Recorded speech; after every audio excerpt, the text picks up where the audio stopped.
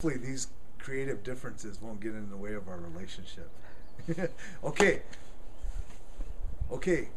Good afternoon. Good evening. Good morning.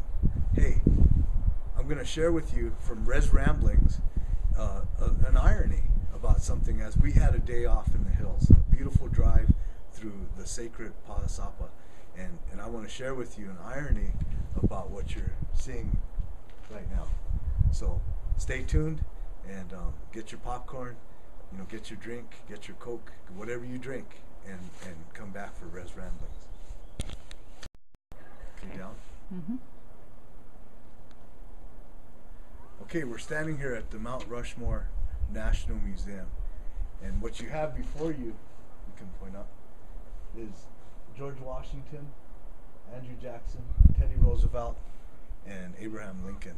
Now, these four men, we are at the shrine of democracy for the United States of America.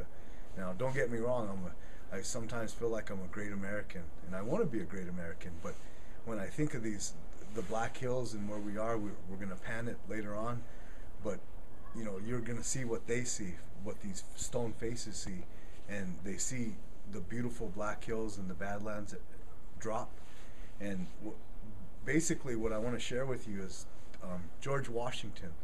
He got his nickname after his father, and that was village burner. Well, what villages was he actually burning? He was actually burning native villages. These guys, he was a notorious Indian fighter before the Revolutionary War. Andrew Jackson, forced the Cherokee people on the Trail of Tears and killed thousands and thousands of people.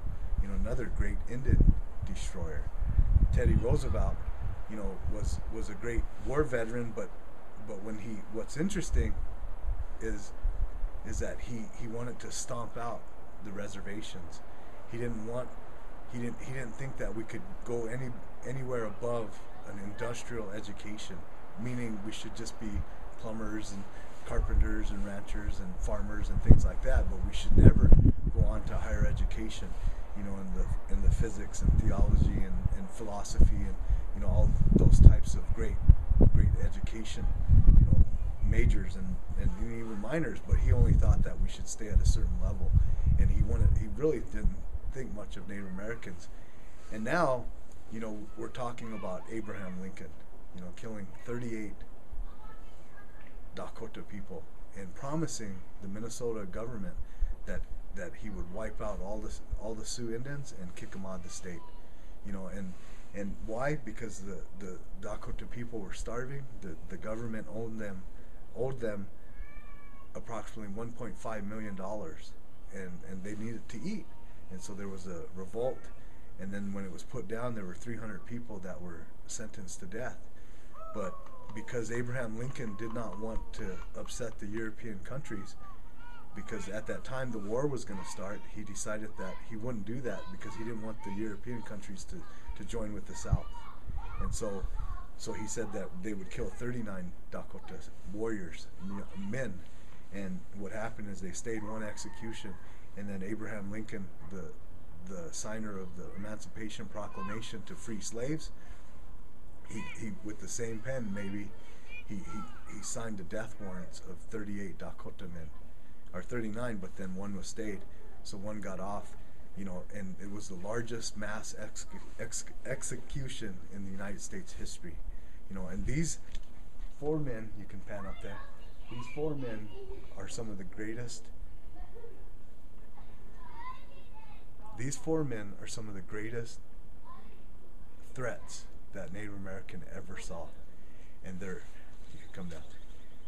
And now they're in the middle of the sacred Black Hills. Now, because, we're talking about decolonization and things like that, and we're going to be discussing those types of things, what really needs to be said, is that being a Christian is not being an American, and being American is not being a Christian. And this is the truth. Christianity says to deny yourself. American says take all you can get, and it's based on that greed and a capitalistic system. So earn as much as you can, and take everything. And so millions of people come to this shrine of democracy, You know, they charge $10 a car. You know, if 1 million people come, 10 million. They're still making money, even here. You know, it would be this shrine would be like having a statue of Buddha in a church. You know, and this is what the Americans did, and they've capitalized on the beauty of the Black Hills. So it's just some things to think about. You know, do your history. You know, learn what these guys did, and understand that these four men were some of the greatest threats that Native America ever saw. Thank you.